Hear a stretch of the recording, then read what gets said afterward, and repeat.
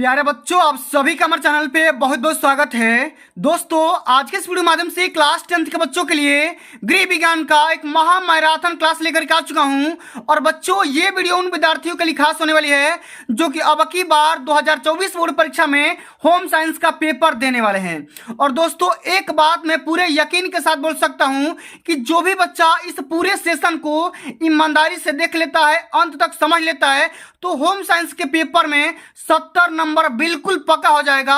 इस बात की मैं पूरी गारंटी ले सकता हूं। और साथियों, इस पूरे महा मैराथन क्लास के माध्यम से हम सभी वो क्वेश्चन को डिस्कस करने वाले हैं जो कि बोर्ड परीक्षा के पेपर में 100% पूछा जाएगा, ठीक ना। तो ये बच्चों, सबसे पहले हम ये समझ लेते हैं कि इस पूरे महा मैराथन क्लास के माध्यम से हम किन किन टॉपिक के बारे में चर्चा करने वाले हैं। तो सबसे पहले बच्चों, हम यहाँ पे चर्चा करेंगे कि क्लास 10th के बच्चों के लिए गृह विज्ञान के पूरे किताब के जितने भी यहाँ पे मोस्ट इंपोर्टेंट बहुविकल्पी प्रश्न बन सकते हैं, उन सभी प्रश्नों को एक ही वीडियो के माध्यम से कवर करेंगे। उसके बाद संपूर्ण किताब के जितने भी यहाँ पे लघु उत्तरी और दीर्घ उत्तरी प्रश्न बन सकते हैं, उन सभी प्रश्नों को इस वीडियो के माध्यम से कवर करेंगे, पूरा समझेंगे। और इसी वीडियो के माध्यम से बच्चों ये भी समझेंगे कि अब की बार 2024 बोर्ड परीक्षा में गृह विज्ञान की कॉपी कैसे लिखना है कि आप भी टॉपर बन करके 95% आसानी से अचीव कर सकते हो। सब कुछ मैं आप सभी को इस वीडियो के माध्यम से बताने वाला हूं, समझाने वाला हूं। तो आइए बच्चों, बिना किसी देरी के इस वीडियो को स्टार्ट करेंगे। उससे पहले बच्चों, मैं आपको एक बात और बता देना चाहता हूं कि इस कंटेंट को क्रिएट करने में मेरे को बहुत सारा दिन लग चुका है। इसलिए आज की धमाकेदार वीडियो को, जो हमारा लाइक का जो टारगेट है बच्चों, यहाँ पे 1000 लाइक का टारगेट है। कितना? 1000 लाइक का टारगेट है। और प्रत्येक बच्चा जिनको मेरा ये कंटेंट पसंद आ जाएगा, समझ में आ जाएगा, तो कम से कम वो प्रत्येक व्यक्ति को 5 शेयर करेंगे, ठीक ना। 5 बच्चों के पास शेयर करेंगे जो कि अब की बार 2024 बोर्ड परीक्षा में गृह विज्ञान का पेपर देने वाले हैं। और कमेंट में एक बार अच्छा कमेंट करेंगे, जय हिंद लिख देंगे। और जो भी बच्चे अभी तक हमारे चैनल ऑनलाइन स्टडी सीरीज पढ़ रहे होंगे, उसको भी सब्सक्राइब कर लेंगे, ठीक ना। इस बात को ध्यान में रखना है। तो आइए बच्चों, सबसे पहले हम यहाँ पे स्टार्ट करेंगे महत्वपूर्ण बहुविकल्पी प्रश्नों को, जो कि बोर्ड परीक्षा 2024 में बिल्कुल यही आएगा, इससे बाहर नहीं आएगा। आइए बच्चों, सबसे पहला हमारा क्वेश्चन यहाँ पे दे रखा है कि पारिवारिक बजट बनाने का उद्देश्य क्या होता है? बचत करना, व्यय पर नियंत्रण करना, आय का ज्ञान करना, या ये सभी। तो बच्चों, जब भी हम पारिवारिक बजट की बात करेंगे तो इसका बनाने का जो मोटो होता है, उद्देश्य होता है, वो क्या होता है? तो बिल्कुल इसका जो राइट आंसर होगा ऑप्शन नंबर यहाँ पे डी हो जाएगा। क्योंकि बच्चों, पारिवारिक बजट के माध्यम से हम बचत भी करना सीख जाते हैं, उसके बाद कितना खर्च करना है ये भी समझ जाते हैं, उसके बाद हमारे परिवार में कितना इनकम हो रहा है उसका भी हमें ज्ञान हो जाता है। यानी कि इस क्वेश्चन का ऑप्शन नंबर यहाँ पे डी बिल्कुल यहाँ पर राइट आंसर हो जाएगा। तो बच्चों, जितना क्वेश्चन बताऊंगा ना आज की इस वीडियो के माध्यम से, सारे क्वेश्चन को अभी कभी तुरंत याद भी कर लेना है और तैयार करके चले जाना है। क्योंकि अब की बार 2024 बोर्ड परीक्षा में यही सब सारे क्वेश्चन आएंगे और भाई इससे बाहर नहीं आएंगे, ठीक ना। अब चलिए, अगला जो हमारा क्वेश्चन यहाँ पे दे रखा है कि बचत सुरक्षित रखने का प्रमुख साधन क्या है? बॉक्स में रखना, बैंक में जमा करना, पड़ोसियों के घर रखना, या इनमें से कोई नहीं। तो बच्चों, जो भी हम सेविंग करते हैं, बचत करते हैं, उसको सुरक्षित रखने का स्थान कहां पर माना जाता है, उसका प्रमुख साधन क्या होता है, ये आपको बताना है। तो बच्चों, हम बॉक्स में तो रखेंगे नहीं, बैंक में जमा करना। तो बिल्कुल बच्चों सही, इसका राइट आंसर क्या होगा? तो हम बैंक में जमा कर देंगे। इससे हमारा जो भी पूंजी होगा, सेविंग होगा, वो बिल्कुल यहाँ पे सुरक्षित हो जाएगा, सेफ हो जाएगा। इसलिए यहाँ पे ऑप्शन नंबर यहाँ पे बी बिल्कुल राइट आंसर यहाँ पे हो जाएगा। अब चलो, अगला हमारा क्वेश्चन यहाँ पे दे रखा है कि घर का कूड़ा करकट डालना चाहिए, कहां पर डालना चाहिए आपको बताना है। कूड़ेदान में, घर के किसी कोने में, गली में, या पड़ोसियों के घर के सामने। तो बच्चों बताओ कि घर का कूड़ा करकट कहां पर आपको डालना चाहिए, ये क्वेश्चन में पूछा जा रहा है। तो हम कहां पे रखेंगे? तो कूड़ेदान में डालते हैं। कूड़ा करकट कहां रखा जाता है? कूड़ेदान में। ऑप्शन नंबर यहाँ पे पहला बिल्कुल राइट आंसर यहाँ पे हो जाएगा। अब चलो, अगला क्वेश्चन पूछा गया है कि निम्नलिखित में से कौन सी वस्तु घर की सजावट की है? माने इसमें से ऐसी कौन सी वस्तु है जिनको हम घर की सजावट रखने के लिए या करने के लिए उपयुक्त करते हैं, ये आपको बताना है।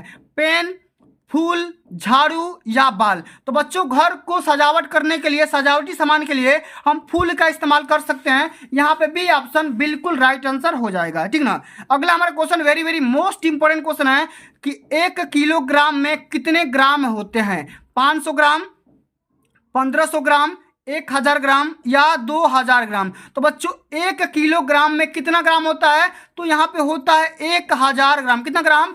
1000 ग्राम। इस बात को ध्यान में रखना। और अब की बार का हमारा टारगेट है 95% स्कोर करने का। तो भाई जब तक तोड़ेंगे नहीं तब तक छोड़ेंगे नहीं, ठीक ना। अगला हमारा question very very most important question है कि जल का रासायनिक सूत्र, केमिकल फार्मूला क्या होता है? ये आपको बताना है। HO यहाँ पे दिया है, HO2 दिया है, H2O2 दिया है और H2O दिया है। तो बहुत सारे बच्चों को पता भी होगा कि जल का रासायनिक सूत्र क्या होगा? H2O होता है। ऑप्शन नंबर यहाँ पे डी बिल्कुल राइट आंसर यहाँ पे हो जाएगा, ठीक ना। अब चलो अगला हमारा क्वेश्चन यहाँ पे दे रखा है बच्चा कि संचयी जमा खाता किसके लिए होता है? वृद्धों के लिए, स्कूली बच्चों के लिए, नौकरी करने वालों के लिए या श्रमिक वर्ग के लोगों के लिए? तो संचयी का जमा, ये जो खाता खोला जाता है बच्चों, ये स्कूली बच्चों के लिए खोला जाता है। ऑप्शन नंबर यहाँ पे बी राइट आंसर यहाँ पे हो जाएगा। अब चलो अगला क्वेश्चन क्या दे रखा है कि सजावट से पूर्व आवश्यक होता है क्या चीज करना?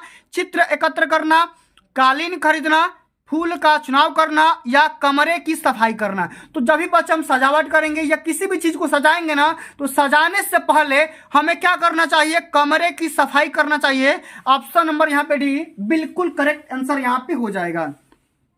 अब चलो अगला हमारा क्वेश्चन दे रखा है कि क्षय रोगी को क्या नहीं देना चाहिए? मौसमी रस वाले फल, मिर्च मसालेदार भोजन, ठीक ना, दूध या अंडा। तो क्षय रोगी को भोजन में, भोजन के तौर पे हमें मिर्च मसालेदार भोजन बिल्कुल भी नहीं देना चाहिए। इसलिए इस क्वेश्चन का बी नंबर ऑप्शन यहाँ पे बिल्कुल राइट आंसर यहाँ पे हो जाएगा, ठीक ना। अब चलो अगला हमारा क्वेश्चन दे रखा है कि रसोई घर के फर्श की सफाई करनी चाहिए, माने किस बेसिस पे करनी चाहिए आपको बताना है। प्रतिदिन, हफ्ते में एक बार, महीने में एक बार या इनमें से कोई नहीं। तो बच्चों रसोई घर के फर्श की सफाई हमें डेली बेसिस पे करना चाहिए। इसलिए यहाँ पे पहला ऑप्शन बिल्कुल राइट आंसर यहाँ पे हो जाएगा। तो बच्चों इस वीडियो के माध्यम से मैं जितना क्वेश्चन बता रहा हूँ ना, सारे क्वेश्चन को तैयार कर लो भाई, क्योंकि अब की बार पेपर में यही सब सारे क्वेश्चन छपने वाला है। और एक बात आप लोग मत भूलना, क्योंकि मैंने जो बात बताया ना 1000 लाइक वाला, इस लाइक को जरूर शेयर करना, ठीक ना। लाइक को यहाँ पे पूरा कंप्लीट कर देना, क्योंकि भैया मैं आप सभी के लिए इतना ज्यादा स्ट्रगल कर रहा हूँ, मेहनत कर रहा हूँ, रात रात भर जा करके यहाँ पे कंटेंट क्रिएट कर रहा हूँ। तो आपका भी एक दायित्व बनता है इस वीडियो को लाइक करना और 5 बच्चों के पास शेयर करना जो कि अब की बार 2024 बोर्ड परीक्षा में गृह विज्ञान का पेपर देने वाले हैं, ठीक ना। अब चलो अगला हमारा क्वेश्चन यहाँ पे पूछा गया है कि भोजन में किस पोषक तत्व की कमी से घेंघा नामक रोग हो जाता है? प्रोटीन, कैल्शियम, आयोडीन या वसा। तो बच्चों आयोडीन की कमी से घेंघा नामक रोग होता है। इस बात को हमेशा याद रखना है, क्योंकि पेपर में कई बार पूछा जा चुका है। अगला क्वेश्चन यहाँ पे पूछा गया कि प्रोटीन का स्रोत क्या है?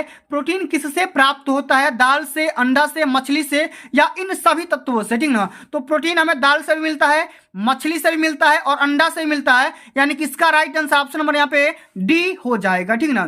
अब चलो अगला यहाँ पे क्वेश्चन क्या दे रखा है बाबू कि किसी भी भोज्य पदार्थ से प्राप्त ऊर्जा को नापने की इकाई क्या होती है? तो किसी भी भोज्य पदार्थों को हम किस में मापते हैं ये आपको बताना है। कैलोरी में, ग्राम में, औंस में या डिग्री में। तो भोज्य पदार्थों की जो ऊर्जा की जो नापने की जो पावर होती है ना, यूनिट होती है ना, उसको हम बोलते हैं कैलोरी। यानी कि हम किसी भी ऊर्जा को, भोज्य पदार्थ को कैलोरी में मापते हैं। भैया इस बात को आप लोग ध्यान में रख लेना, ठीक ना। अगला हमारा क्वेश्चन पूछा गया है कि जल में घुलनशील विटामिन कौन सा होता है? Vitamin ABC, vitamin BC, vitamin AD या विटामिन E के। तो बच्चों जब भी पूछेगा ना कि जल में घुलनशील विटामिन कौन सा होगा ना, तो आप यहाँ पे टिक करना विटामिन B और विटामिन C। इस बात को ध्यान में रखना है। रोगी का भोजन होना चाहिए गरिष्ठ, चटपटा, सुपाच्य या बिना पका हुआ। तो रोगी का जो भी भोजन होगा ना बच्चों, बिल्कुल सुपाच्य होना चाहिए। तीसरा ऑप्शन यहाँ पे राइट आंसर होगा। अगला क्वेश्चन पूछा गया कि मानव शरीर में कितनी जोड़ी पसलियां पाई जाती है? 5 जोड़ी, 10 जोड़ी, 20 जोड़ी या 12 जोड़ी? तो मानव शरीर में कुल मिलाकर के 12 जोड़ी पसलियां पाई जाती है, इस बात को ध्यान में रखना है। अगला क्वेश्चन है कि मोच का लक्षण क्या है? पीड़ा होना, सूजन होना, मांसपेशियों में खिंचाव होना, या ये सभी? तो बच्चों जब भी मोच हो जाएगा ना तो उसका लक्षण क्या होगा, उसका कैरेक्टर क्या होगा? ये सभी हो जाएंगे। सबसे पहले तो दर्द होगा, पीड़ा होगा, फूल जाएगा, सूजन हो जाएगा और मांसपेशिया में खिंचाव आ जाएगा, तनाव आ जाएगा, यानी कि ऑप्शन नंबर यहाँ पे डी राइट आंसर हो जाएगा। अब चलो अगला क्वेश्चन हमारा पूछा गया है कि मानव शरीर में फेफड़ों की संख्या कितनी होती है? एक होती है कि दो होती है कि चार होती है कि पांच होती है? तो मानव शरीर में फेफड़ों की संख्या दो होती है, इस बात को ध्यान में रखना है। बर्फ की टोपी का प्रयोग किया जाता है तेज ज्वर में, तीव्र वेदना में, हड्डी टूटने पर या मोच आने पर? तो बर्फ की टोपी का प्रयोग हम कब करते हैं, किस अवस्था में करते हैं, ये आपको बताना है। तो बच्चों बर्फ की टोपी का प्रयोग हम तीव्र ज्वर में करते हैं। तेज जब बुखार हो जाएगा ना उस कंडीशन में बर्फ की टोपी का इस्तेमाल किया जाता है। अगला हमारा क्वेश्चन पूछा गया है कि मधुमेह नामक रोग किस तत्व की अधिकता से होता है? ये आपको बच्चों बताना है। प्रोटीन की कमी से, या वसा की अधिकता से, या शर्करा या कार्बोहाइड्रेट की वजह से, या विटामिन के अधिकांश वजह के होने के कारण, ठीक ना। तो मधुमेह नामक जो रोग होता है बच्चों, इसको हम डायबिटीज भी बोलते हैं। ये शर्करा या चीनी से हो जाता है। चीनी के ज्यादा सेवन से मधुमेह नामक रोग हो जाता है, ठीक ना। अगला हमारा question very very most important question है कि लौह तत्व की कमी से कौन सा रोग होता है? वेरी वेरी एनीमिया, मेरेस्मस या तपेदिक? तो लौह तत्व की कमी से एनीमिया नामक रोग हो जाता है। इस बात को बाबू आप लोग तैयार करके रख लेना। तो जितना क्वेश्चन बता रहा हूं ना आज के सेशन में, कम से कम ये सेशन कम से कम 1 घंटा का होगा, ठीक ना। इस पूरे महा मैराथन क्लास को आप देख लो, आपका एक भी नंबर नहीं छूटेगा और 70 में 70 गारंटी के साथ लाओगे, मैं ये आपसे वादा करता हूं, ठीक ना। आज मैं खुद से वादा भी किया हूं कि जब तक मैं मैराथन को लूंगा नहीं तब तक छोड़ूंगा नहीं, ठीक ना। अगला हमारा क्वेश्चन है, एक स्वस्थ मनुष्य 1 मिनट में कितनी बार सांस लेता है? 25 से 30 बार, 20 से 25 बार, 15 से 18 बार, या 5 से लेकर के 10 बार? तो एक स्वस्थ मनुष्य 1 मिनट में सांस लेने की जो प्रोसेस होता है ना वो 15 से 18 बार लेता है। अगर वही नाड़ी की स्पीड पूछेगा ना तो नाड़ी का स्पीड बताना कितना बार? 72 बार धड़कता है, ठीक ना। इस बात को ध्यान में रखना। अब चलो अगला हमारा क्वेश्चन पूछा गया है कि कृत्रिम विधि से सांस कब दिलाई जाती है? जल में डूबने पर, फांसी लगाने पर, दम घुटने पर, या तीनों अवस्थाओं में? तो बच्चों कृत्रिम विधि से हम सांस कब दिलाते हैं? तीनों अवस्थाओं में हम दिला सकते हैं। जल में डूबने पर, फांसी लगाने पर और दम घुटने पर, तीनों कंडीशन में कृत्रिम विधि से सांस दिलाई जाती है। अगला हमारा क्वेश्चन है, स्ट्रेचर का प्रयोग कब किया जाता है? खेलने के लिए, बाजार जाने के लिए, रोगी को ले जाने के लिए, या घूमने के लिए? तो बच्चों आप देखे होंगे कि हॉस्पिटल में स्ट्रेचर का इस्तेमाल किया जाता है। रोगी को एक स्थान से लेकर के दूसरे स्थान तक पहुंचाने के लिए हम स्ट्रेचर का इस्तेमाल करते हैं। ऑप्शन नंबर यहाँ पे तीसरा बिल्कुल करेक्ट आंसर यहाँ पे हो जाएगा। अगला हमारा क्वेश्चन है, very very most important question है कि पुलटिस लगाने से क्या लाभ होता है? दर्द कम होता है, सूजन घट जाती है, ठंडक पहुंचने लगता है, या ये सभी हो जाएगा, ठीक ना। तो पुलटिस लगाने से प्याज की पुलिस बनाई जाती है। इसका हम काम कब करते हैं? दर्द को कम करने के लिए। ऑप्शन नंबर हमारा पहला राइट आंसर यहां पे हो जाएगा। अब चलो अगला हमारा क्वेश्चन पूछा गया कि एक स्वस्थ व्यक्ति का हृदय 1 मिनट में कितनी बार धड़कता है? तो अभी मैंने जस्ट बताया था कितनी बार, 72 बार, 80 बार, कि 100 बार, कि 200 बार? तो 1 मिनट में पूछेगा ना तो 72 बार लगा करके आना। ऑप्शन नंबर यहाँ पे पहला बिल्कुल राइट आंसर यहाँ पे हो जाएगा। अगला हमारा क्वेश्चन क्या है कि बजट की मूलभूत आवश्यकताएं क्या होती है? ये आपको बच्चों बताना है। Very very most important question है, कई बार पेपर में पूछा जा चुका है। भोजन, आवास, वस्त्र, या ये सभी? तो बजट की मूलभूत आवश्यकताएं ये सभी हो जाएगा, क्योंकि भैया पारिवारिक बजट के अंतर्गत हम भोजन को, आवास को और वस्त्र को, तीनों को हम शामिल करते हैं, तीनों का बजट बनाते हैं। अगला हमारा क्वेश्चन क्या है कि बचत का मुख्य प्रयोजन क्या होता है? ये आपको बताना है। मनोरंजन करने के लिए, कीमती आभूषण खरीदने के लिए, सुख की प्राप्ति करने के लिए, या भविष्य के आवश्यक एवं आकस्मिक व्यय करने के लिए, खर्चे करने के लिए? तो बच्चों बताओ हम बचत क्यों करते हैं, सेविंग क्यों करते हैं? इसका मुख्य कारण क्या होता है? तो हम भविष्य में आवश्यक एवं आकस्मिक व्यय को कंट्रोल करने के लिए या उसको निपटाने के लिए किया जाता है। ऑप्शन नंबर हमारा डी बिल्कुल यहाँ पे राइट आंसर हो जाएगा। अगला हमारा क्वेश्चन क्या है कि बचत आर्थिक सुरक्षा का लाभ है या साधन है? ये आपको बताना है। किसके लिए? आपको बताना है कि स्कूली बच्चों के लिए, पड़ोसियों के लिए, या स्वयं एवं आश्रितों के लिए, या मेहमानों के लिए। तो बच्चों हम कभी भी अगर हम सेविंग की बात करते हैं ना, सेविंग करते हैं हम तो किसके लिए करते हैं? या तो खुद के लिए कर सकते हैं, स्वयं के लिए कर सकते हैं, या अपने परिवारजनों के लिए कर सकते हैं, या हमारे ऊपर जो भी लोग डिपेंड है, आश्रित है, उनके लिए हम क्या करते हैं? बचत करते हैं, सेविंग करते हैं। बाबू इस बात को आप लोग को ध्यान में रखना है। अगला हमारा क्वेश्चन क्या है कि गृह विज्ञान का अर्थ क्या होता है, ये आपको बताना है। Very very most important question है। तो बच्चों एक बात मैं आपको बता दे रहा हूं कि गृह विज्ञान का मतलब क्या होता है, अर्थ क्या होता है, आशय क्या होता है। कुछ भी पूछेगा ना तो आपको सेम टू सेम इसी का आंसर देना है कि कला विज्ञान, या कला और विज्ञान, या इनमें से कोई नहीं।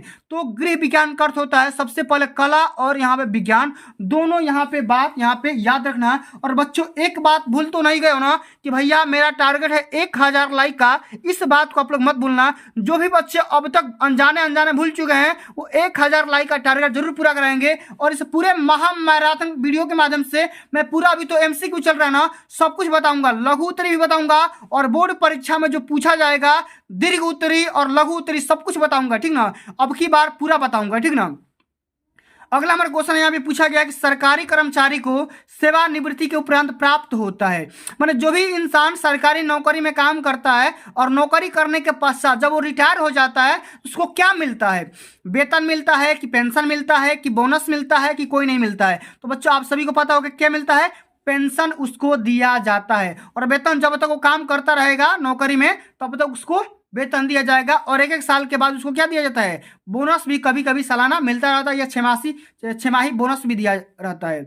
अगला हमारा क्वेश्चन है कि घर की सफाई के परिणाम स्वरूप क्या होता है? स्वास्थ्य ठीक रहता है, घर आकर्षक होता है, या गृह व्यवस्था बनी रहती है, या इनमें से सभी, ठीक ना। ये आपको बताना है कि भैया घर की सफाई करने से क्या आपको लाभ होगा। तो भैया स्वास्थ्य आपका ठीक रहेगा, घर आपको अच्छा दिखाई देगा, आकर्षक रहेगा, और गृह व्यवस्था भी बनी रहती है। इसलिए इसका राइट आंसर क्या होगा? इनमें से सभी हो जाएगा, ठीक ना।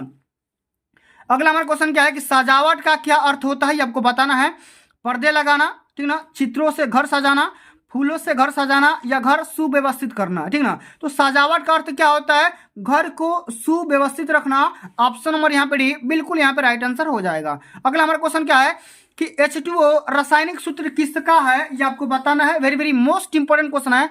वायु का है कि जल का है कि हवा का है कि भाई पानी और हवा दोनों का है? तो H2O किसका रासायनिक सूत्र है? यह है जल का, वाटर का है, पानी का। ये केमिकल फार्मूला होता है H2O। इस बात को ध्यान में रखना है। अब चलो अगला हमारा क्वेश्चन क्या है कि हैजा किस जीवाणु के द्वारा फैलता है? आपको बताना है। विब्रियो कैलोरी, ठीक ना, या साल्मोनेला टाइफी, ठीक ना। अगला हमारा क्वेश्चन ऑप्शन है कि क्लास्ट्राइडियम टेटिनी, या एंट अमीबा हिस्टोलिटिका, ठीक ना। तो बच्चों हैजा जो होता है ना, ये किस जीवाणु के माध्यम से फैलता है? इसका राइट आंसर होगा विब्रियो कैलोरी। ऑप्शन नंबर यहाँ पे पहला बिल्कुल राइट आंसर यहाँ पे हो जाएगा। अगला क्वेश्चन क्या है कि पर्यावरण किसे कहते हैं? ये आपको बताना है। कई बार पेपर में पूछा जा चुका है। प्रदूषण को कहेंगे कि वातावरण को कहेंगे, या पृथ्वी के चारों ओर के वातावरण को कहेंगे, या इनमें से कोई नहीं? तो पर्यावरण का मतलब क्या होता है कि तो पृथ्वी के चारों ओर के वातावरण को हम पर्यावरण कहते हैं, इन्वायरमेंटल कहते हैं। अगला हमारा क्वेश्चन क्या है कि कचरा प्रबंधन क्यों आवश्यक है, क्यों जरूरी होता है? ये आपको बताना है। घर की सुचारू सफाई करने के लिए, केवल दिखाने के लिए, या केवल सरकारी निर्देशों के पालन करने के लिए, या औपचारिकता निभाने के लिए? तो बच्चों हम कचरा प्रबंधन क्यों करते हैं? घर की सुचारू सफाई करने के लिए, घर का सही तरीके से सफाई करने के लिए। अगला हमारा क्वेश्चन क्या है, जरा ध्यान से समझिएगा कि किसी भी शुभ अवसर पर दिया जाने वाला चेक कौन सा चेक होता है? ये बच्चों आपको बताना है। पेपर में कई बार पूछा जा चुका है। तो किसी भी शुभ अवसर पर जो भी चेक दिया जाएगा, जो भी उपहार दिया जाएगा, उसको हम बोलेंगे ट्रेवलर चेक बोलेंगे, कि क्रॉस चेक बोलेंगे, कि उपहार चेक बोलेंगे, कि ऑर्डर चेक बोलेंगे? तो किसी भी शुभ अवसर पर दिया जाने वाला चेक को हम उपहार चेक बोलेंगे। ऑप्शन नंबर यहाँ पे पहला बिल्कुल राइट आंसर यहाँ पे हो जाएगा। अगला हमारा क्वेश्चन क्या है कि घर की सजावट करने के लिए किस वस्तु का प्रयोग किया जाता है? ईंट का, बालू का, सीमेंट का या फूलदान का? तो घर की सजावट करने के लिए हम फूलदान का इस्तेमाल कर सकते हैं। ऑप्शन नंबर हमारा डी बिल्कुल यहाँ पे राइट आंसर यहाँ पे हो जाएगा। अगला हमारा क्वेश्चन क्या पूछा गया है कि भूस्खलन का मुख्य कारण क्या है? भूस्खलन का मतलब होता है बच्चों कि जमीन का खिसकना या जमीन का कटाव या बहाव, ठीक ना। औद्योगिकीकरण, नगरीकरण, वन उन्मूलन या ये सभी। तो बच्चों भूस्खलन का मुख्य कारण जो होगा यहाँ पे क्या हो जाएगा? औद्योगिकीकरण, नगरीकरण या वन उन्मूलन या ये सभी। तो ये सभी इसका बिल्कुल यहाँ पे राइट आंसर हो जाएगा, मतलब तीनों प्रकार के यहाँ पे रीजन हो सकता है। अगला हमारा क्वेश्चन क्या है? एटीएस का इंजेक्शन किस रोग के बचाव के लिए लगाया जाता है? ये आपको बताना है। टिटनेस, डिप्थीरिया, हैजा या तपेदी। तो बच्चों जब भी हम एटीएस की बात करेंगे तो एटीएस का इंजेक्शन कब लगता है? जब टिटनेस से बचाव के लिए। किसे?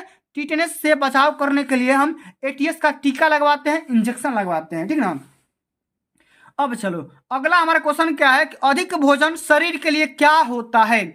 लाभकारी होता है कि हानिकारक होता है कि शक्तिवर्धक होता है कि इनमें से कोई नहीं होता है कि इनमें से सभी होता है? तो बच्चों अधिक भोजन हमारे शरीर के लिए हानिकारक हो सकता है। ऑप्शन नंबर यहाँ पे बी बिल्कुल राइट आंसर हो जाएगा। अगला हमारा क्वेश्चन में पूछा गया है, very very most important question है कि विटामिन डी की कमी से बच्चों में कौन सा रोग होता है? खुजली, पेचिस, रतौंधी या रिकेट्स? तो बच्चों विटामिन डी की कमी से बच्चों में रिकेट्स नामक रोग हो जाएगा।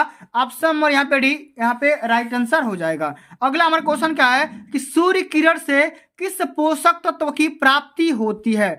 प्रोटीन की, वसा की या विटामिन डी की या खनिज लवण की? तो बच्चों सूर्य की किरणों में विटामिन डी पाया जाता है, इस बात को ध्यान में रख लेना, कई बार पेपर में पूछा जा चुका है। अगला हमारा question very very most important question है कि किस चेक की राशि को प्राप्तकर्ता केवल अपने खाते में ही जमा कराकर प्राप्त कर सकता है? यात्री चेक, उपहार चेक या रेखांकित चेक या वाहक चेक? तो बच्चों ये बताना है कि किस चेक की राशि को या पैसे को जो भी प्राप्त करने वाला होगा, जो रिसीवर होगा, वो केवल अपने खाते में ही जमा करा कर उसे प्राप्त कर लेगा, उसको हम बोलेंगे उस चेक का नाम है रेखांकित चेक, क्योंकि भैया इस चेक के माध्यम से डायरेक्ट आपको अकाउंट में पैसा आ जाता है। अगला हमारा क्वेश्चन क्या है कि गृह सज्जा का आवश्यक तत्व है? गृह सज्जा का आवश्यक तत्व क्या होता है ये आपको बताना है। उपयोगिता, सुंदरता, अभिव्यक्ति या ये सभी? तो गृह सज्जा का आवश्यक तत्व तो ये सभी हो जाएंगे, ठीक ना, क्योंकि उपयोगिता भी होगा, सुंदरता भी बढ़ जाएगी और अभिव्यक्ति भी आ जाएगी, ठीक ना। इस बात को ध्यान में रखना है। अगला हमारा क्वेश्चन क्या है कि ठोस रासायनिक निसंक्रामक तत्व है, किसको माना जाता है ये आपको बताना है। जब भी पूछेगा ठोस रासायनिक निसंक्रामक तत्व तो हो जाएगा चूना, चूर्ण, ब्लीचिंग पाउडर या पोटेशियम परमैंगनेट या ये सभी। तो बच्चों जब भी हम बात करेंगे निसंक्रामक तत्व की तो चूना, चूर्ण भी हो जाएगा, ब्लीचिंग पाउडर भी हो जाएगा और साथ में पोटेशियम परमैंगनेट भी हो जाएगा, इसलिए इसका राइट आंसर ऑप्शन नंबर यहाँ पे डी हो जाएगा। और पोटेशियम परमैंगनेट का इस्तेमाल कहाँ करते हैं ये आप लोग कमेंट में जरूर कमेंट करके बताइएगा। एक बार इस क्वेश्चन का राइट आंसर कमेंट में जरूर बताना, ठीक है। अगला हमारा क्वेश्चन क्या दे रखा है कि वस्त्रों की धुलाई करने के लिए कौन सा जल उत्तम होता है? मृदु जल, कठोर जल, ठंडा जल या गर्म जल? तो वस्त्रों को धोने के लिए हम हमेशा मृदु जल का इस्तेमाल करेंगे। ऑप्शन नंबर यहाँ पे पहला राइट आंसर हो जाएगा, ठीक ना। अगला हमारा क्वेश्चन क्या है, 1 ग्राम वसा कितनी कैलोरी देता है ये आपको बताना है। 4 कैलोरी, 6 कैलोरी, 8 कैलोरी या 9 कैलोरी? 1 ग्राम वसा में कुल मिलाकर के 9 कैलोरी एनर्जी मिलती है, 9 कैलोरी ऊर्जा मिलती है, इस बात को ध्यान में रखना है। अच्छा अगला क्वेश्चन क्या है बच्चा कि लू लगने पर रोगी को क्या पीने को दिया जाता है?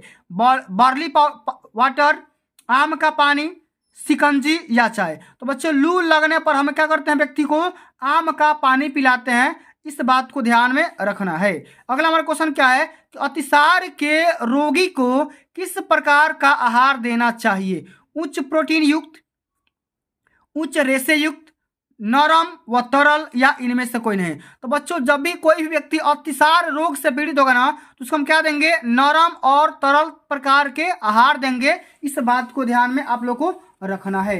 अच्छा अगला हमारा क्वेश्चन क्या है बाबू कि यहाँ पे समझिएगा, राष्ट्रीय बचत पत्र किसकी योजना है? कई बार पेपर में पूछा जा चुका है, भाई बताओ कि राष्ट्रीय बचत पत्र किसकी योजना है? बैंक की, बीमा निगम की, डाक खाने की या इनमें से किसी की नहीं। तो राष्ट्रीय बचत पत्र ये बच्चों यहाँ पे डाक खाने की सुविधा है, योजना है, इस बात को ध्यान में रखना है। अगला हमारा क्वेश्चन क्या है, आवश्यकता अनुसार जल ग्रहण करने से शरीर का तापमान क्या होता है, माने शरीर के तापमान पर क्या प्रभाव पड़ता है, ये आपको बताना है।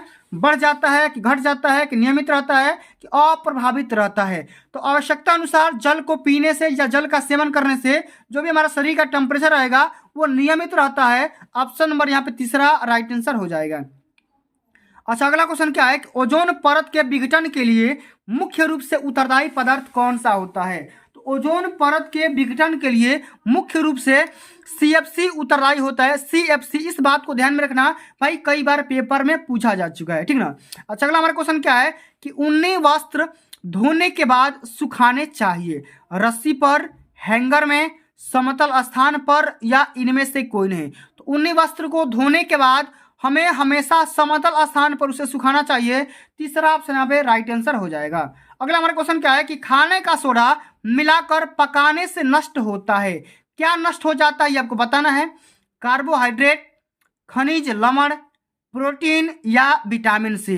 तो खाने का सोडा मिलाकर के पकाने से विटामिन सी बिल्कुल यहाँ पे नष्ट हो जाएगा, इस बात को ध्यान में रखना है। अगला क्वेश्चन पूछा गया बच्चा कि स्कर्वी रोग किस विटामिन की कमी से होता है, ये आपको बताना है। Vitamin A, vitamin B, vitamin D, vitamin C. तो स्कर्वी रोग विटामिन सी की कमी से होता है। ऑप्शन नंबर यहाँ पे तीसरा राइट आंसर हो जाएगा। अच्छा, अगला हमारा क्वेश्चन क्या है बाबू कि विटामिन सी का सबसे अच्छा स्रोत किसे माना जाता है, हरी सब्जियां, खट्टे फल, दूध या दाल। तो विटामिन सी किस में पाया जाता है, तो खट्टे पदार्थों में पाया जाता है, खट्टे फलों में पाया जाता है।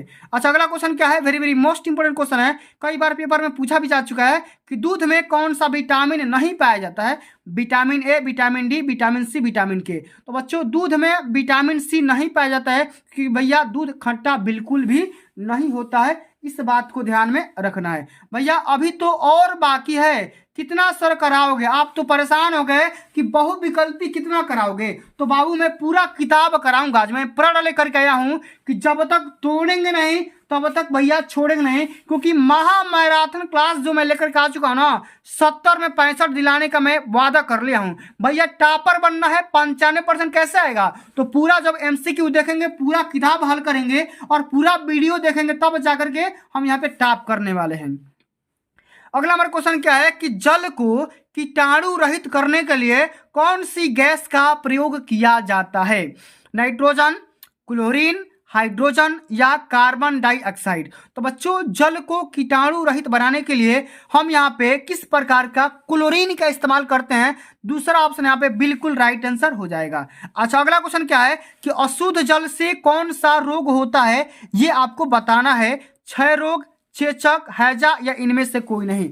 तो अशुद्ध जल के सेवन से हैजा नामक रोग हो जाता है, यहाँ पे तीसरा ऑप्शन बिल्कुल राइट आंसर हो जाएगा। अगला क्वेश्चन पूछा गया कि विश्व व्यापार दिवस कब मनाया जाता है या विश्व पर्यावरण दिवस कब मनाया जाता है, 1 जून को, 12 जून को, 5 जून को या 18 जून को। तो विश्व पर्यावरण दिवस 5 जून को मनाया जाता है, इस बात को ध्यान में रखना है, कई बार भाई पेपर में आ चुका है। अच्छा, अगला क्वेश्चन क्या है कि विश्व शौचालय दिवस कब मनाया जाता है, 19 नवंबर को, 19 मार्च को, 18 नवंबर को या 19 जून को।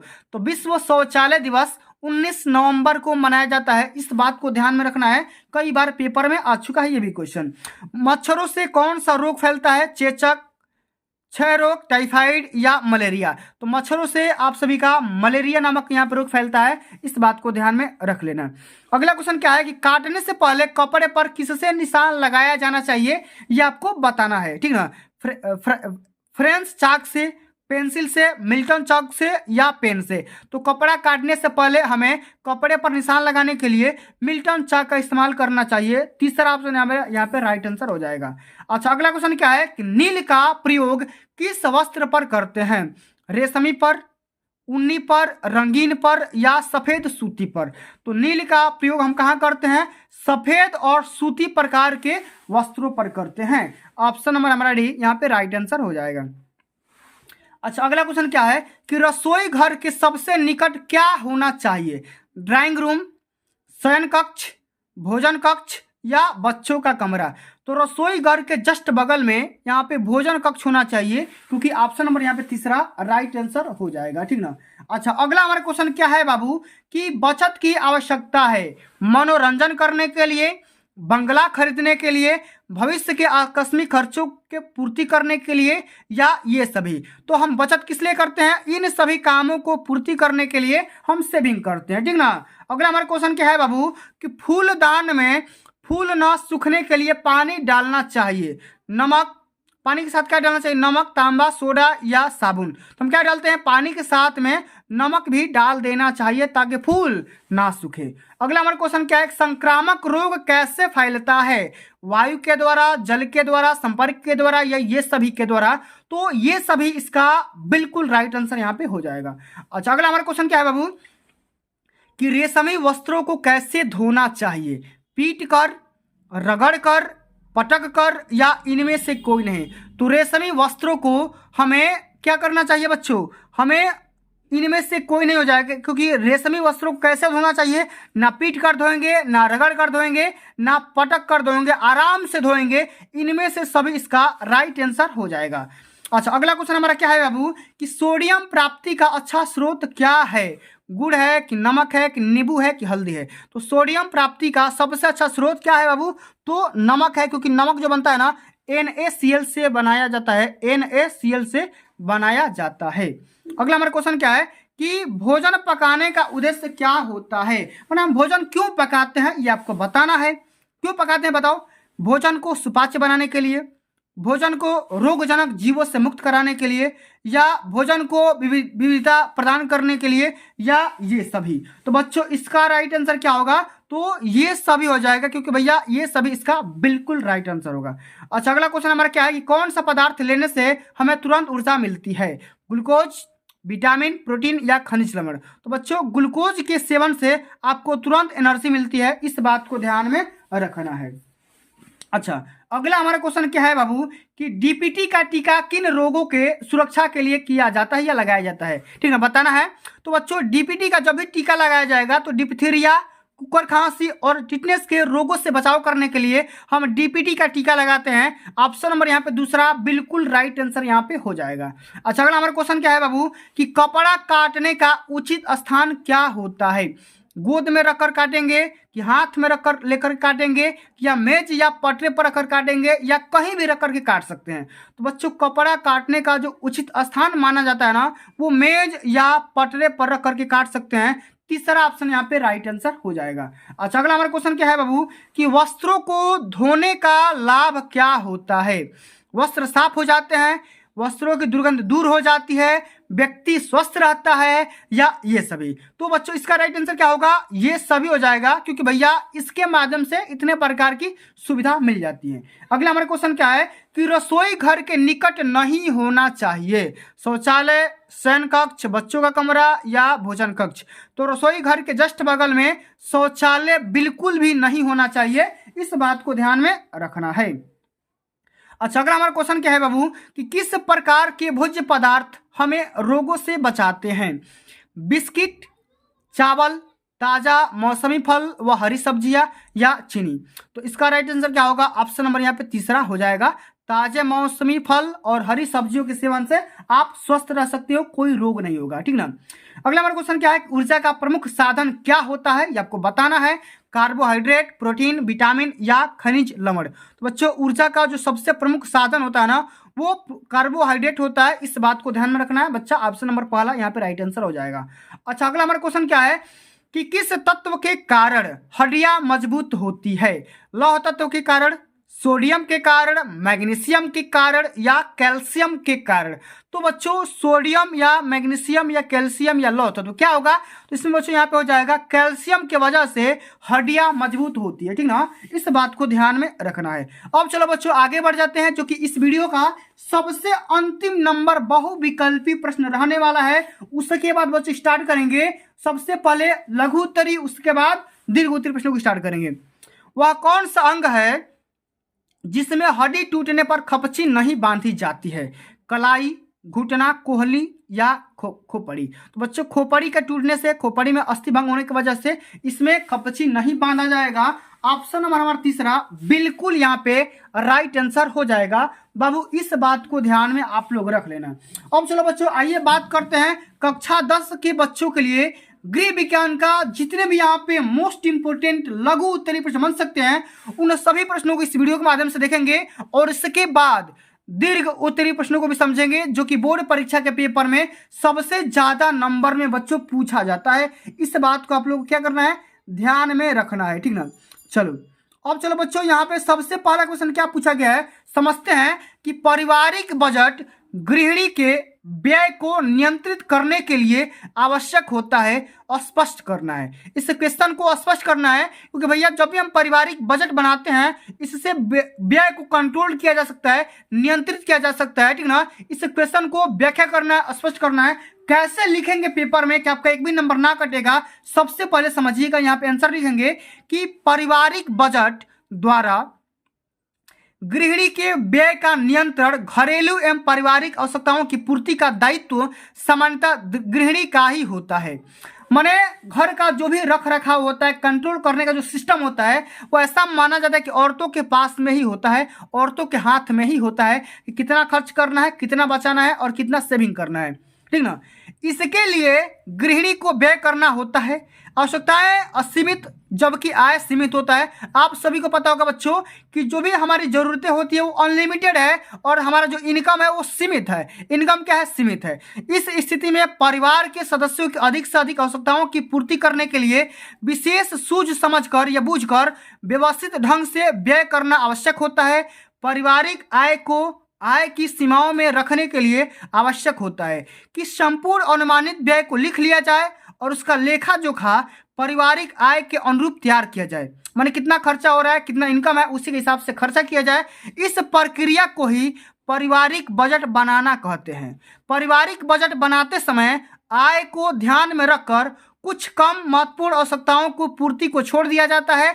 इस प्रकार आय के अनुसार व्यय को निर्धारित करके बनाए गए बजट का पालन करके व्यय को कंट्रोल किया जा सकता है, नियंत्रित किया जा सकता है। तो बच्चों इस प्रकार से आप सभी को यहाँ पे आंसर लिखना है। इस क्वेश्चन को हल करने के लिए कुल मिलाकर के 4 नंबर यहाँ से मिल जाएंगे भाई, इस बात को ध्यान में रखना है। अब चलो आगे बात कर लेते हैं बाबू। अगला हमारा जो क्वेश्चन यहाँ पे दे रखा है कि पारिवारिक बजट के विभिन्न प्रकारों का उल्लेख करना है। कई बार पेपर में पूछा जा चुका है कि पारिवारिक बजट कितने प्रकार का होता है, आप किस प्रकार के बजट को उत्तम मानती हो और क्यों मानती हो, ठीक ना। तो आइए बच्चों सबसे पहले लिख लेते हैं कि पारिवारिक बजट कितने प्रकार के होते हैं। तो पारिवारिक बजट मुख्य प्रकार के होते हैं, जैसे यहाँ पे 3 प्रकार का मैंने यहाँ पे बताया हूँ, आय, व्यय तथा बचत। यही पारिवारिक बजट का प्रकार होता है, ठीक ना। इसमें लिखेंगे इन तीनों तत्वों का समुचित ध्यान रखते हुए निम्नलिखित 3 प्रकार के पारिवारिक बजटों का निर्धारण किया जा सकता है। सबसे पहले यहाँ पे देखो संतुलित बजट। अच्छा, संतुलित बजट में क्या होता है इसके बारे में समझते हैं। इस प्रकार के बजट में अनुमानित आय के बराबर ही प्रस्तावित व्यय होता है। इसमें न ही बचत दिखाई जाती है और न ही घाटा दिखाया जाता है, ना बचत दिखाया जाएगा और ना ही घाटा दिखाया जाता है। संतुलित बजट में ऋण लेने की कोई आवश्यकता नहीं पड़ती है। इस प्रकार के पारिवारिक बजट को उत्तम या सर्वोत्तम बजट नहीं माना जा सकता है। यह एक प्रकार का काम चलाऊ बजट माना जाता है। भाई ये क्या है, काम चलाऊ बजट माना जाता है। और किसको मानेंगे, तो संतुलित बजट को मानेंगे। अगला हमारा जो बजट है वो है बचत का बजट, माने सेविंग का। इसमें आपको बचाना है। इस प्रकार के बजट में अनुमानित आय की अपेक्षा प्रस्तावित व्यय कम होता है। इसमें से, ठीक ना, बचत की कुछ धनराशि भविष्य की आकस्मिक आवश्यकताओं की पूर्ति करने के लिए बची रहती है। इस प्रकार के बजट पारिवारिक आर्थिक सुरक्षा की दृष्टि से बहुत ही लाभप्रद होती है। आगे लिखेंगे एक उपयुक्त विवरण के द्वारा, ठीक ना, पारिवारिक बजट के तीनों प्रकारों के, ठीक ना, गुणों दोषों की जानकारी प्राप्त हो जाती है। इस विवरण के आधार पर हम कह सकते हैं कि बचत का बजट सर्वोत्तम पारिवारिक बजट होता है, ठीक ना। बचत का जो बजट होगा ना बाबू, बचत का जो बजट होगा, ठीक ना, सर्वोत्तम प्रकार के पारिवारिक बजट होगा, ठीक ना। इस बात को ध्यान में रखना है। अच्छा, अगला हमारा क्वेश्चन बाबू पूछा गया, यहाँ पे ध्यान समझिएगा कि घर के बजट की मुख्य मदों की सूची बनाइए। कई बार पेपर में पूछा जा चुका है, तो इसको कैसे हल करेंगे जरा ध्यान से समझिएगा। एक एक क्वेश्चन को समझते हैं। इसमें लिखेंगे कि पारिवारिक बजट में परिवार के सभी सदस्यों की अधिक से अधिक आवश्यकताओं की पूर्ति को ध्यान में रखा जाता है। माने जब भी हम बजट बनाते हैं तो हम ये सोचते हैं कि जितना से जितना हो सके उसको हम आवश्यकताओं को जरूरती को पूरा करेंगे। अतः पारिवारिक बजट का निर्माण करते समय विभिन्न मदों को उसमें सम्मिलित किया जाता है। इस स्थिति में पारिवारिक बजट के मुख्य रूप से निम्न वर्णित मदों को प्राथमिकता दी जाती है। अच्छा, किस किस के बारे में देंगे? सबसे पहले देंगे आहार और संबंधित सामग्री, वस्त्र एवं परिधान संबंधी मद, ठीक ना, आवासीय, ठीक ना, आवास के बारे में देंगे और बच्चों की शिक्षा के बारे में देंगे, स्वास्थ्य और चिकित्सा के बारे में देंगे, यातायात एवं वाहन के बारे में देंगे, ठीक ना, अन्य घरेलू व्यय संबंधी मद देंगे और व्यक्तिगत व्यय संबंधी मद भी देंगे और व्यक्तिगत व्यय संबंधी मद भी देंगे, ठीक ना। इस प्रकार से इतने प्रकार का आपको मद देना है, ठीक ना। इस प्रकार से पूरा सूची बना देना है, एक लिस्ट बना देना है और लिस्ट बनाने के बाद अंत में लिखेंगे कि पारिवारिक बजट में इन मदों की प्राथमिकता का निर्धारण परिवार एवं आर्थिक परिस्थितियों को ध्यान में रखकर किया जाता है। ये सभी मद परिवार बजटों को प्रभावित करते रहते हैं, कंट्रोल करते रहते हैं, ठीक ना। अब चलिए बच्चों हम आगे बात करते हैं विस्तृत उत्तरीय प्रश्न, जो कि बोर्ड के पेपर में सीधा सीधा 6 नंबर में पूछा जाता है, ठीक ना। इस बात को जरा ध्यान से समझिएगा, सारे क्वेश्चन बताऊंगा भाई, एक भी क्वेश्चन मैं छोड़ूंगा नहीं। और जितना यहाँ पे वीडियो को यहाँ पे लोग देख रहे हैं भैया, एक बार लाइक और टारगेट को पूरा करा दो भाई। लाइक का जो हमारा टारगेट है वो 1000 लाइक का टारगेट है, 1000 लाइक कर दो, ठीक ना।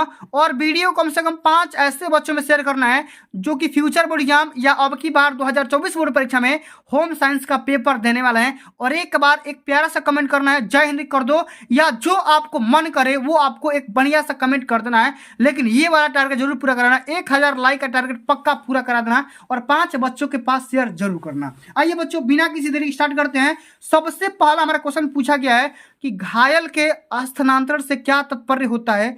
स्थानांतरण की विधिया के बारे में वर्णन करना होगा, बताना होगा। तो कैसे हल करेंगे जरा ध्यान से समझिएगा।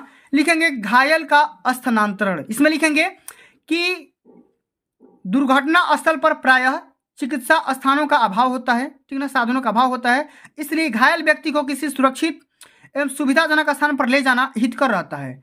परंतु यह कार्य इतना सरल नहीं होता है, क्योंकि इसके लिए स्थानांतरण की विशिष्ट विधियों का ज्ञान होना अति आवश्यक होता है, जरूरी होता है। आगे लिखेंगे एक व्यक्ति के द्वारा घायल का स्थानांतरण किस माध्यम से किया जाएगा, उसको जरा समझते हैं। एक अकेला व्यक्ति घायल की अवस्था के अनुसार, ठीक ना, उसे स्थानांतरित करने के लिए निम्नलिखित बातों को ध्यान में रखा जा सकता है, यह विधि को अपना सकता है।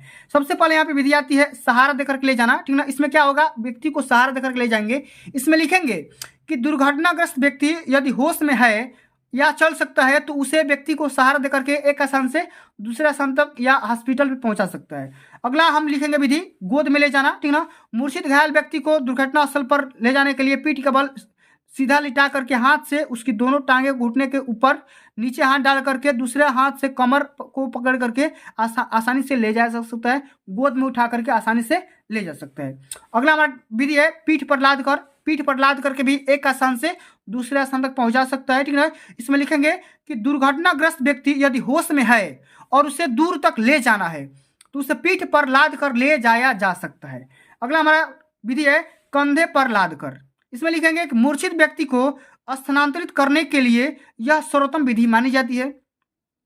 किसी स्थान पर आग लग जाने पर आग बुझाने वाले व्यक्ति आग में घिरे लोगों को इसी विधि से बाहर निकाल सकता है। इस विधि को फायरमैन लिफ्ट भी कहा जाता है, इस बात को ध्यान में रखना है। अच्छा, अगला जो हमारा क्वेश्चन आ गया बाबू, very very most important question है भाई, कई बार ये भी पेपर में पूछा जा चुका है कि अस्थिभंग या फ्रैक्चर किसे कहते हैं, इसके विभिन्न प्रकारों का वर्णन करिए। कई बार भाई पेपर में आ चुका है क्वेश्चन, क्या समझते हैं कैसे लिखेंगे। सबसे पहले लिखते हैं फ्रैक्चर का मतलब क्या होता है, अस्थिभंजन या इसका अर्थ क्या होता है।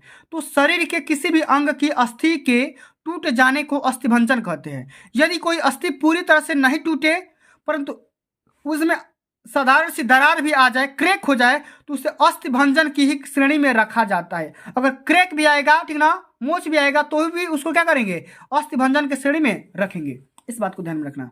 अगर हमारा रीजन लिखेंगे क्यों ऐसा होता है, तो अस्थिभंजन के जो होता है कारण निम्न प्रकार हो सकते हैं। जैसे यहाँ पे इंसान गिर सकता है, टक्कर लग सकता है, दब जाना या गोली लग जाना या अस्थिभंजन, ठीक ना, इस प्रकार से होता है, रीजन होता है। माने अस्थिभंजन अस्थि को टूटने का, हड्डियों को टूटने का रीजन हो जाए। देखो गिरने में क्या लिखेंगे, अचानक गिरने अथवा फलों आदि के छिलके से फिसलने पर प्राय ये संभावना बन सकती है। टक्कर लगने से किसी भी गाड़ी से, वाहन से, साइकिल से, कार से, बस से टक्कर लगने के, टकराव होने के बाद धक्का लगने की वजह से इंसान का अस्थि भंजन हो सकता है, हड्डियां क्रैक हो सकती है। दब जाना अथवा गोली लगने की वजह से ये समस्या हो सकती है। अब आगे लिखेंगे कि अस्थि भंजन कितने प्रकार के होते हैं। तो बच्चों इसमें लिखेंगे कि साधारण अस्थि भंजन, संयुक्त अस्थि भंजन, जटिल अस्थि भंजन, बहुखंडी अस्थि भंजन, पंचड़ी अस्थि भंजन और कच्ची अस्थि भंजन। इतने प्रकार के अस्थि भंजन होते हैं। इसी सभी प्रकार के अस्थि भंजनों का आपको बोर्ड के पेपर में लिखना है भाई, एक भी क्वेश्चन को छोड़ना नहीं है, ठीक ना। अब चलो आगे बात करते हैं बाबू। अगला जो हमारा क्वेश्चन यहाँ पे पूछा गया है, ये भी क्वेश्चन कई बार पेपर में आ चुका है। अच्छा, क्वेश्चन क्या है कि रसोई घर की व्यवस्था आप कैसे करेंगी, विस्तार पूर्वक समझाइए। अच्छा, कैसे लिखेंगे इसमें ध्यान से समझिएगा। सबसे पहले तो बच्चों समझते हैं कि रसोई घर का मतलब क्या होता है, अर्थ क्या होता है। तो परिवार के प्रत्येक सदस्य के लिए प्रतिदिन भोजन तैयार किया जाता है। तो भोजन पकाना एवं तैयार करके रखना एक महत्वपूर्ण काम होता है, कार्य होता है, ठीक ना। इस महत्वपूर्ण कार्य को करने के लिए घर पर एक अलग स्थान की आवश्यकता पड़ती है। इस स्थान को ही रसोई घर कहा जाता है, किचन कहा जाता है। क्या कहा जाता है? किचन। क्या कहा जाता है बाबू? किचन कहा जाता है। अच्छा, अगला हमारा इसमें लिखेंगे, क्या पूछा गया है, विस्तार से वर्णन करना है। इसमें लिखेंगे कौन कौन सी बातों को ध्यान में रखेंगे। तो लिखेंगे कि रसोई घर की व्यवस्था के अंतर्गत ध्यान रखने वाली योग्य बातें।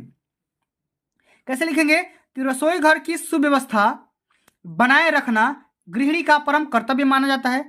प्रत्येक सुगृहिणी का रसोई घर अत्यधिक सुव्यवस्थित होता है। निम्न बातों को विशेष रूप से ध्यान में रखा जाना चाहिए। सबसे पहली बात है, सभी वस्तुएं निर्धारित स्थान पर रखें। रसोई घर की व्यवस्था के अंतर्गत सबसे मुख्य बात यह है कि सभी वस्तुएं सही स्थान पर और निर्धारित स्थान पर रखी जानी चाहिए।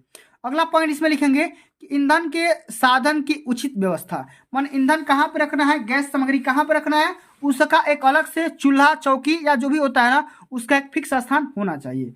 आगे लिखेंगे कि खाद्य सामग्री को संभाल करके रखना। इसमें लिखेंगे कि रसोई घर की व्यवस्था के अंतर्गत सभी प्रकार की खाद्य सामग्री को संभाल करके रखने का भी विशेष महत्व होता है। सभी वस्तुओं को ढक करके रखना चाहिए। इस प्रकार से आप सभी को यहाँ पे पूरा पूरा आंसर देना होगा। अच्छा, अगला हमारा क्वेश्चन क्या है बाबू, जरा ध्यान से समझिएगा कि बजट में बचत करना क्यों आवश्यक होता है, क्यों जरूरी होता है, ठीक ना। समझाना है साथ में, या ये बताना है कि बजट में बचत का क्या मतलब होता है। तो कैसे लिखेंगे, तो एक आदर्श बजट में बचत का प्रावधान सदैव ही रखा जाता है। परिवार के भविष्य की सुरक्षा एवं आकस्मिक कार्यों के लिए बचत की एकमात्र ही ऐसा विकल्प माना जाता है। एग्जाम्पल के तौर पे देखेंगे तो आकस्मिक रोगों के उपचार के लिए आवश्यक धन बचत की ही मदद से ही उपलब्ध होता है। इस प्रकार परिवार में विवाह आदि पर होने वाले व्यय, भवन निर्माण एवं वृद्धावस्था में आत्मनिर्भरता इत्यादि महत्वपूर्ण कार्यों सफलतापूर्वक संपन्न करने के लिए बचत के माध्यम से अर्जित किया गया धन उपयोग में आता है, ठीक ना। इसलिए हम क्या करते हैं, बजट तैयार करते हैं। इसलिए इसके बारे में पूरा पूरा महत्व लिखना है, इस प्रकार से आपको आंसर करना है, ठीक है। अब चलो अगला हमारा क्वेश्चन क्या है बाबू, जरा ध्यान से समझिएगा, ठीक ना। क्वेश्चन ये बोल रहा है कि उच्च एवं निम्न वर्गों के बजट में क्या अंतर होता है, समझाइए। कैसे लिखेंगे, जरा ध्यान से समझिएगा। उच्च एवं निम्न वर्गों के पारिवारिक बजटों में पर्याप्त अंतर पाया जाता है। यह अंतर इस प्रकार है, लिखेंगे कि भोजन व प्रतिशत व्यय ऊर्जा उच्च वर्ग के परिवार का भोजन पर प्रति व्यक्ति निम्न वर्ग के प्रतिशत व्यक्ति से अपेक्षाकृत कम होता है। माने ये बोला जा रहा है कि जो भी भोजन पे खर्च हो रहा है, तो जो लोग अधिक अगर कमा रहे हैं ना, वो जो लोग अधिक कमा रहे हैं वो अधिक खर्चा करेंगे, जो लोग कम कमा रहे हैं वो कम खर्चा करेंगे। इसी प्रकार से आगे लिखेंगे कि शिक्षा, स्वास्थ्य एवं मनोरंजन पर प्रतिशत व्यय उच्च वर्ग के परिवार को शिक्षा, स्वास्थ्य एवं मनोरंजन की, ठीक ना, मनोरंजन की मदों पर प्रतिशत व्यय निम्न वर्ग के प्रतिशत आय से अपेक्षाकृत अधिक ही होता है। मतलब जो लोग ज्यादा कमाएंगे भाई वो ज्यादा खर्चा करेंगे, ठीक ना। इस प्रकार से उसी बात को लिखा गया है। आगे लिखेंगे कि बचत की राशि, इसमें हेडिंग लगाना है बचत की राशि, ठीक ना। इसमें लिखेंगे कि उच्च वर्ग को परिवार निम्न वर्ग के परिवार की अपेक्षाकृत बचत करने की अधिक क्षमता रहती है। माने जो भी उच्च वर्ग के लोग हैं वो ज्यादा कमाएंगे तो भाई ज्यादा बचत करेंगे, जो लोग कम कमा रहे हैं उसकी अपेक्षा। अतः हम ये बोल सकते हैं कि उच्च वर्ग का परिवार अपेक्षाकृत अधिक बचत कर सकता है। उपयुक्त अंतर के अतिरिक्त उच्च वर्ग तथा निम्न वर्ग के बजटों का प्रायः वस्त्रों, आवास, ईंधन एवं प्रकाश पर प्रतिशत व्यय में भी अंतर हो सकता है। इस प्रकार सबको क्या करना है, पूरा का पूरा सॉल्यूशन करना है, समझना है, ठीक ना। आइए बच्चों, अगला जो हमारा क्वेश्चन है इसको जरा समझा दे रहा हूं। क्वेश्चन ये बोल रहा है कि अशुद्ध जल से फैलने वाले रोगों के नाम लिखिए और किसी एक रोग के लक्षण व बचने के उपाय लिखिए। यानी आपको ये बताना है कि अशुद्ध जल से कौन कौन से रोग फैलते हैं उसके बारे में बताना है, और साथ में दोस्तों ये बताना है कोई एक रोग लो, उसका लक्षण, कारण बताओ और बचने के उपाय बताओ। तो अशुद्ध जल के द्वारा फैलने वाले रोग, सामान्य रोग कौन कौन से, जैसे हैजा हो गया, मोतीजरा हो गया, पेचिस हो गया, दस्त हो गया, खुजली हो गया, अतिसार हो गया, इस प्रकार से तमाम प्रकार के रोग हैं। मैंने यहाँ पे हैजा को लिया है, इसको कलरा बोलते हैं, इसके बारे में बताना है। कलरा क्या होता है, यह रोग विब्रियो कैलोरी के माध्यम से होता है, इस जीवाणु के द्वारा होता है। दूषित जल के सेवन से ये जो रोग हो जाता है। कारण क्या होता है कि शुद्ध पेय जल की समुचित व्यवस्था न होने पर नदियों, तालाबों अथवा ठहरा हुआ जल पीने से यह रोग उत्पन्न हो जाएगा। अच्छा, लक्षण क्या होगा भाई, कैसे पता लगेगा कि भाई ये रोग हो चुका है? तो चावल के मार जैसे दस्त होना, उल्टी होना, मूत्र विसर्जन में कमी होना, अत्यधिक तथा बार बार वमन होना या उल्टी होना। अच्छा, इसका उपाय क्या करेंगे भाई? तो हम उपाय ये करेंगे कि मेलों या भीड़ क्षेत्रों में जाने वाले तथा रोगी के आसपास रहने वाले व्यक्ति को हैजा का टीका लगवाना चाहिए और दूध व जल का उबाल करके पीना चाहिए। दूध को और जल को उबाल करके पीना चाहिए, सेवन करना चाहिए, ठीक ना। अब चलो अगला हमारा क्वेश्चन यहाँ पे क्या दे रखा है बाबू कि वस्त्रों की धुलाई की सामान्यतः सिद्धांत बताना है, लिखना है। कैसे लिखेंगे, ये भी लॉन्ग आंसर में पूछा गया, 6 नंबर का क्वेश्चन है। तो कैसे लिखेंगे यहाँ पे जरा ध्यान से समझिएगा। तो वस्त्रों की धुलाई का कार्य दैनिक, पारिवारिक और जीवन का एक महत्वपूर्ण कार्य होता है। यह कार्य इतना माने लिखेंगे, अतः इस कार्य को व्यवहारिक पक्ष के साथ साथ सैद्धांतिक पक्ष को भी जानना आवश्यक होता है।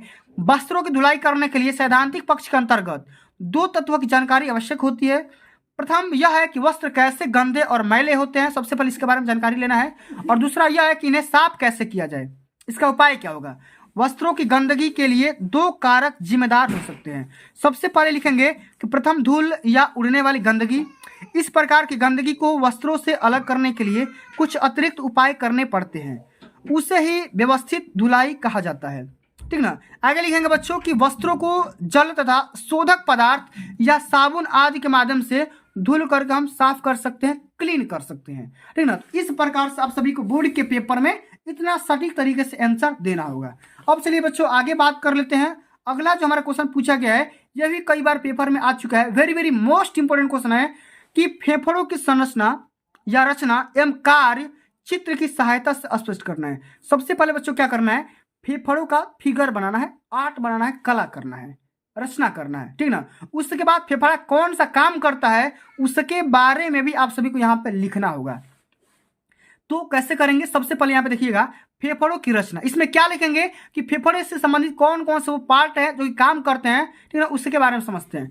कि श्वसन अंग के मुख्यतः, ठीक ना, श्वसन अंग के मुख्यतः अंग फेफड़े कहलाते हैं। माने जो भी मुख्यतः या मुख्य रूप से जो भी अंग होते हैं ना, उसको हम क्या बोलेंगे, फेफड़ा बोलेंगे। माने सांस लेने का जो भी मेन पार्ट होता है वो फेफड़ा का होता है, जो कि वक्ष गुहा में दाएं एवं बाएं स्थित होते हैं। वक्ष गुहा में बाएं और दाएं दोनों सिरे पे स्थित होता है। इनकी संरचना अत्यंत कोमल, लचीली तथा गहरे भूरे रंग की होती है। इनकी संरचना मतलब फेफड़े की जो संरचना होती है वो कैसी होती है, कोमल होती है, लचीली होती है, साथ में गहरे भूरे रंग की होती है।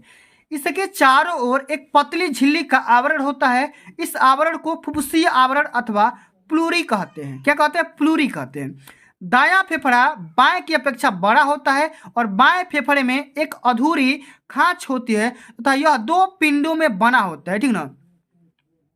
आगे लिखेंगे कि दोनों फेफड़ों से निकलने वाली सभी श्वसनिकाएं, ठीक ना, मिलकर श्वास नली बनाती है। इस प्रकार हर बार सांस लेने से इन छोटे छोटे वायु कोशों में नई वायु आती है और पुरानी वायु बाहर निकल जाती है। आगे लिखेंगे कि फेफड़ा कौन सा काम करता है, इसको भी जरा समझ लेते हैं कि फेफड़े का मुख्य काम होता है अशुद्ध रक्त का शोधन करना या शरीर से बाहर निकालना।